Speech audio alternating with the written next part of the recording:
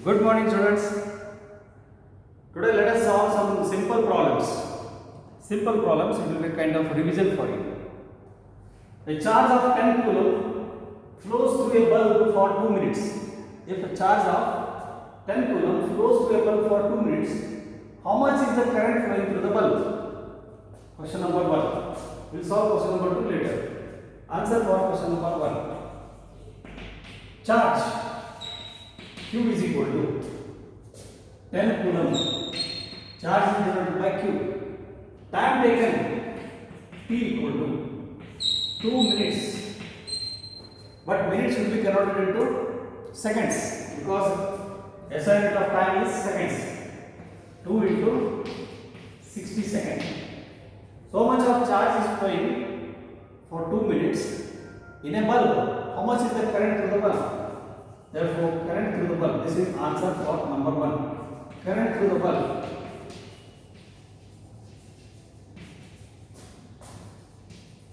Current through the bulb I becomes equal to Q by T. Q divided by T. Q is simple 10 coulomb and the time is 2 minutes. 2 into 60 seconds. 2 into 60 seconds. So you are getting coulomb per second, that is ampere. So 1 by 12. 1 by 12 ampere. So 1 by 12 ampere, if you simplify, it comes out to be 12.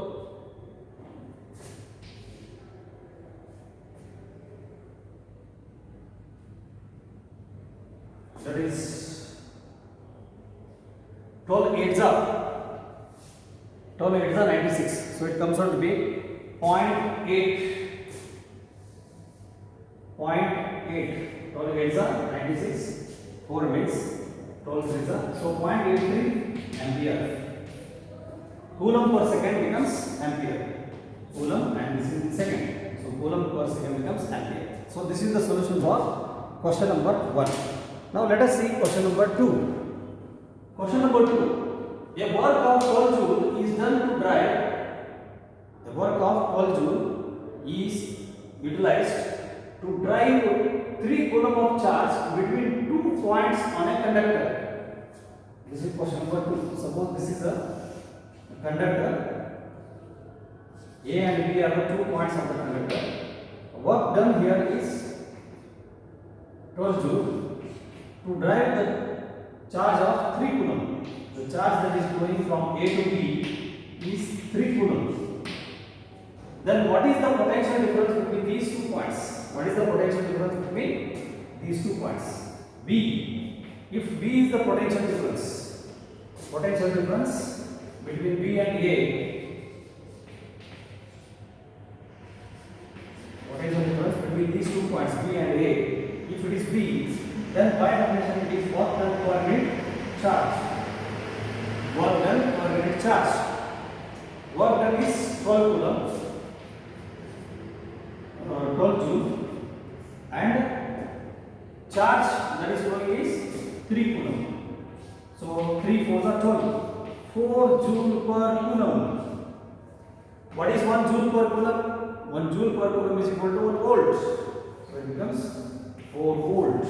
Remember, because 1 volt is equal to 1 joule per coulomb. This is how we define. 1 volt of potential difference is 1 joule of work if it is done to drive 1 coulomb of charge between the ends. Then the potential difference between those 2 ends is 1 volt. So this is how we are supposed to solve. The potential difference between these 2 ends is 4 volts. Now let us solve some simple problems.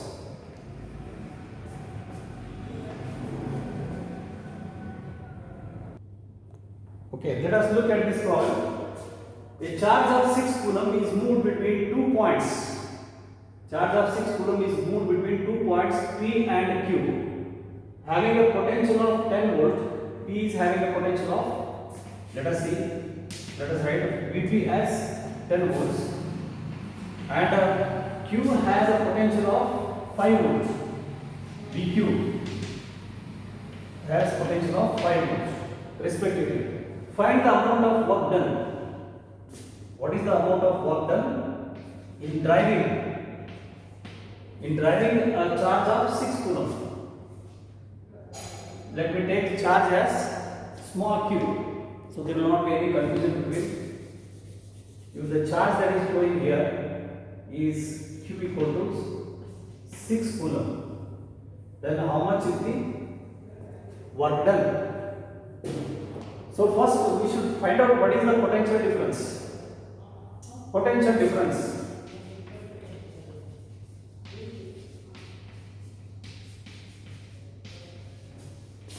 between P and Q. VPQ is equal to VP minus VQ. 10 minus 5. So 10 minus 5. So it becomes 5 volts. First we have to find out potential difference. When there is a potential difference, then only the charge can flow. Right? Then what is the amount of work done? We know that potential difference V is equal to work done per unit charge. So work done is, we don't know, we have to calculate work done. Therefore, work done W is equal to Q into B. Q into B gives us work done. So work Q is given 6 coulomb, volt difference, potential difference is given 5 volts. So you can take this V as VPQ. So therefore work done is equal to, so you have to remember this formula. Work done is therefore equal to charge 6 coulomb into potential difference 5 volt. So 6 5s are 30. 30 coulomb volt. Remember what is 1 coulomb volt? Here 1 volt is equal to 1 joule per coulomb. Therefore 1 joule is equal to 1 volt coulomb. Joule is equal to volt coulomb. Therefore 30 coulomb volt is equal to 30 joules, because SI unit of work done is joule. SI unit of work done is joule. That's how we need to calculate. So if charge is given and potential difference you are supposed to find out, 10 minus 5, 5. Charge multiplied by potential difference. Charge multiplied by potential difference. QB. Charge multiplied by potential difference gives us work done. So such numerical problems, although they are very simple, they are quite informative. You will understand how to get the result using the known equations. Second thing, you will understand how to get the SI units also. This is very important. Now let us see one more, two more problems.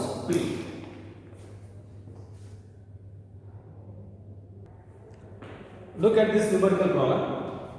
The resistance of a conducting wire. There is a conducting wire of length L. Its resistance is given as R. Calculate the new resistance and resistivity if its length is doubled. What happens to its new resistance and resistivity if it's stretched to double its length? If the same wire is stretched to double its length, what will be its new resistance and new resistance? Suppose this is a wire of length L. This is a wire of length L and it is having area of cross section pi r square, that is A. If the same wire is stretched to double its length, then naturally what happens? Its area will be decreased. The diameter decreases. I will draw it once again.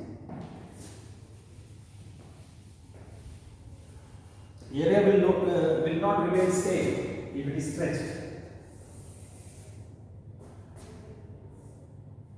This is double the length. So there will be reduction in the diameter.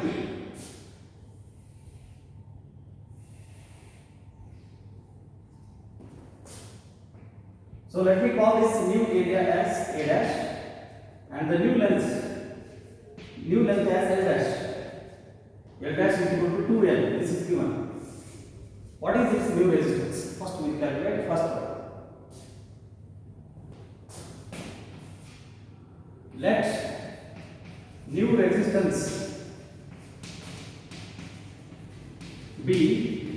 R dash. Let us take it as R dash. Then R dash is equal to, by definition, rho L dash by A dash. Whereas old resistance, original resistance before stretching, original resistance R is equal to rho L by A from the known equation. Here the length L dash, what is length L dash here? Where L dash is equal to 2L. What is A dash? We don't know. We don't know what is A dash. Thus, we will not be able to immediately calculate what is R dash. So, how much is the reduction in area? To calculate that, look at the wire. This is the wire. Wire will be usually cylindrical wire. So, if L is the length and area is the A, area of cross section is A, then volume of the wire is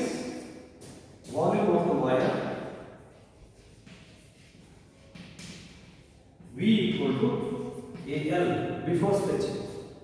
What happens after stretching? Volume remains the same before stretching. But if the wire is stretched,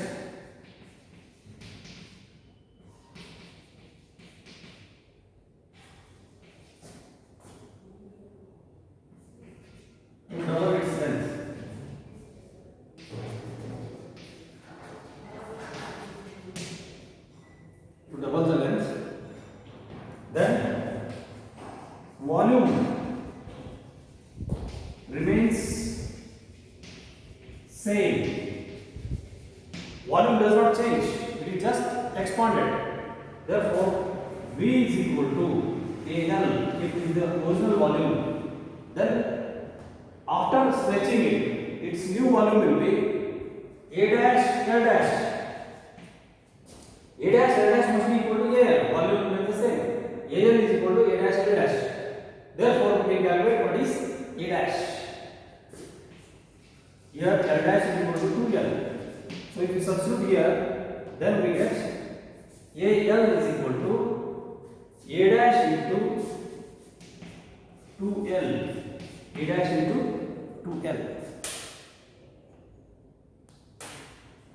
Therefore, what is A dash? A dash becomes equal to AL divided by 2L. A dash is equal to AL by divided by 2L. So L cancels. Therefore, A dash becomes A by 2. It means when the wire is stretched to double its length, then the area becomes halved. Area A dash becomes A by 2 when the length becomes 2 times L. This is very important. Now we can calculate what is new resistance. Thus, new resistance R dash is equal to rho L dash by A dash. Just substitute the values of L dash and A dash. L dash is 2L and A dash is A by 2. So 2 comes to the numerator. So therefore, R dash is equal to 2 to the 4. 4 times rho L by A. What is rho L by A? Rho L by A is original resistance before stretching. Therefore, it becomes 4 times R. So the resistance becomes 4 times the earlier resistance. If the earlier resistance is suppose 10 ohm, after doubling its length, its new resistance becomes 40 ohm. Its new resistance becomes 40 ohm. Suppose the length is tripled. If the length is tripled, then the area will become A by 3. Area becomes A by 3. Then the new resistance becomes 9 times R. If it is stretched to 4 times, if the length is stretched to 4 times, then this its area of cross section becomes A by 4. Then its new resistance becomes 4 4s are 16. 16 times old resistance. If its earlier resistance is 10, now if its length is increased to 4 times, then its new resistance becomes 16 tens are 160 ohm. So as the length is stretched, as the length of the wire is stretched, its area of cross section decreases and thus resistance increases. This is very important. And what happens to resistivity? Second problem. Resistivity does not change at all. Why? Second one, right here. Resistivity, rho. Resistivity, since it is a property of the material of which the wire is made, whether the wire is double its length or triple its length, resistivity is constant.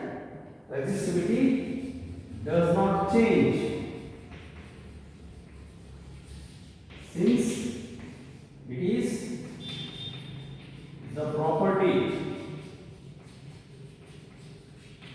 of the material, of which it is made. It does not depend on length. Resistivity does not depend on length. Resistivity does not depend on area of cross section. It is characteristic of that metal. Please remember, resistivity does not change. It's always a tricky question. If length is doubled, area is halved, what happens to resistance? Okay, resistance becomes 4 times. If the length is doubled and area is halved, what happens to resistivity? Resistivity remains constant. So please remember this. Let us solve one more problem. Okay, let us see one more problem. There are two cubes, cube A and cube B. You can see here, cube B and cube A. They are of same material. Like both of them may be iron or maybe aluminium. Both are of same material. The side of B is 3 times the side of A. If the side of A is L and L, then the side of B is 3 times L. 3 times L. This is given. Find the ratio of resistances. Calculate the ratio of their resistances. Okay. Now, when they are of same material, then the resistivity remains the same. Here, resistivity rho is same for both cubes, since they are of same material. Then, first calculate what is RA. Resistance of cube A is equal to rho times length of cube A. Length of cube A is L divided by area of cross section. Area of cross section is L square divided by A. I will write it as rho L divided by L square. Rho L divided by L square. So it becomes rho by L after cancelling 1 here. Now similarly write for RB. Resistance of B. Resistance of B is equal to rho.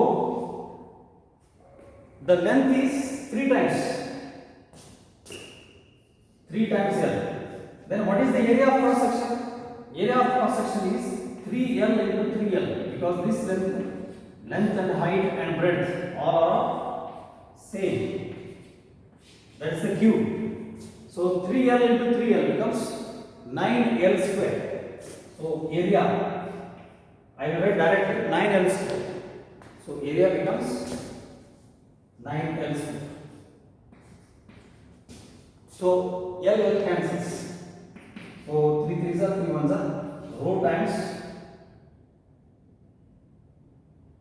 1 upon 3L. This is RA, this is RB. 1, This is equation number 2. Dividing equation 1 by equation 2. RA by RB. If you divide equation 1 by equation 2, then rho by L. This is a numerator. Rho by L. Here it is rho by 3L. Rho by L, and here it is rho by 3L. So rho cancels and L cancels. So denominator of denominator becomes numerator. Therefore it becomes 3:1. Therefore RA by RB is equal to 3:1. RA by RB is equal to 3:1. Thus we can write RA is to RB. The ratio is equal to 3:1. That's how we must make use of the equations that we have already derived. Using the equations that we have already derived, we must be able to solve such problems. So in the next video, we will solve some more problems and we will go for the next one, that is resistances connected in parallel. Thank you. Have a nice day. Bye.